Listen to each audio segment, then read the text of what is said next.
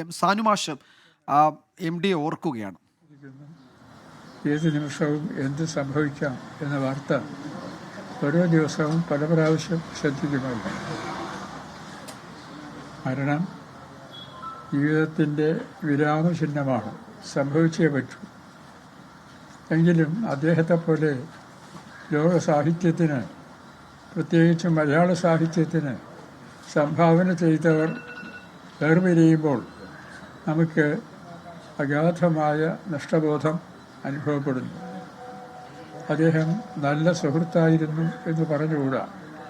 വളരെ ചുരുക്കം സുഹൃത്തുക്കൾ മാത്രമുള്ള, പലപ്പോഴും മൗനിയായ ഒരു വ്യക്തിയായിരുന്നു അദ്ദേഹം. എങ്കിൽ തന്നെയും താൻ ഏത് മേഖലയിലാണോ വ്യാപരിക്കുന്നത് ആ മേഖലയോട് 100% കൂറ് പുലർത്തിയ ഒരു വ്യക്തിയാണ് അദ്ദേഹം.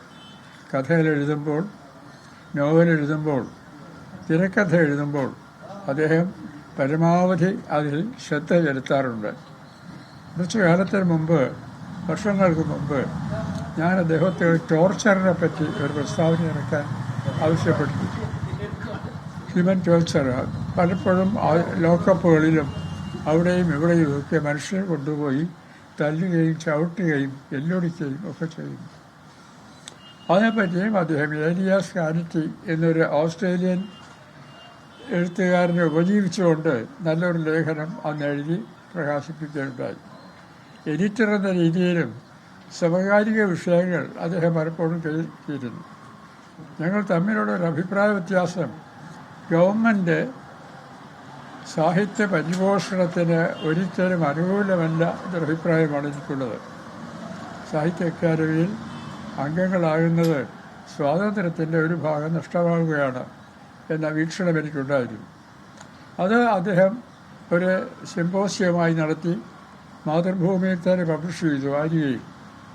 അന്ന് എൻ്റെ ലേഖനത്തിന് അദ്ദേഹം തലക്കെട്ട് കൊടുത്തത് കൊട്ടാര ഷഡന്മാർ എന്നാണ്.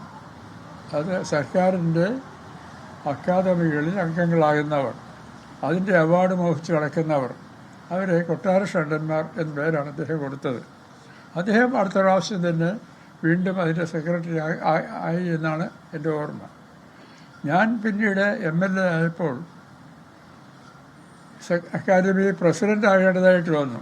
കൊട്ടാര ഷണ്ടന്മാരുടെ ഏറ്റവും വലിയ ഷണ്ടനാകേണ്ടത് ആവശ്യം വന്നപ്പോൾ അദ്ദേഹം അന്ന് എന്നെ ടെലിഫോണിൽ വിളിച്ച് ചോദിച്ചു, ഇപ്പോഴെന്തായി, നിങ്ങൾ കൊട്ടാര ഷണ്ടന്മാരെന്ന് പറഞ്ഞിട്ട് ഇപ്പോൾ ഷണ്ടന്മാരുടെ നേതാവായില്ലേ?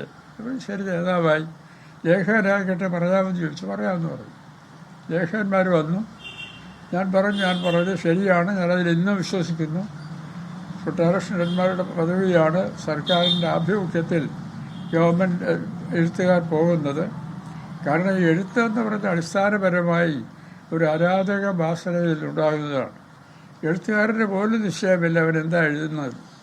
അവൻ വിചാരിക്കുന്ന രൂപത്തിൽ ഇത് പോകണമെന്നില്ല. അപ്പം അങ്ങനെ എഴുതി വരുമ്പോൾ വരുന്ന കൃതികൾ ഗവൺമെൻറ് നിയന്ത്രിക്കണം, ആജ്ഞയാ കോല പൂഫസ്യ എന്ന് പറഞ്ഞതുപോലെയൊന്നും വരാൻ പാടില്ല എന്നുള്ള അഭിപ്രായം അന്നും ഞാൻ. സാനുമാഷ് സംസാരിക്കുകയായിരുന്നു. ഒരുപാട് കാലം MDയുമായി അടുത്ത ബന്ധം സൂക്ഷിച്ച സാഹിത്യ നിരൂപകൻ കൂടിയാണ് പ്രൊഫസർ MK സാനു.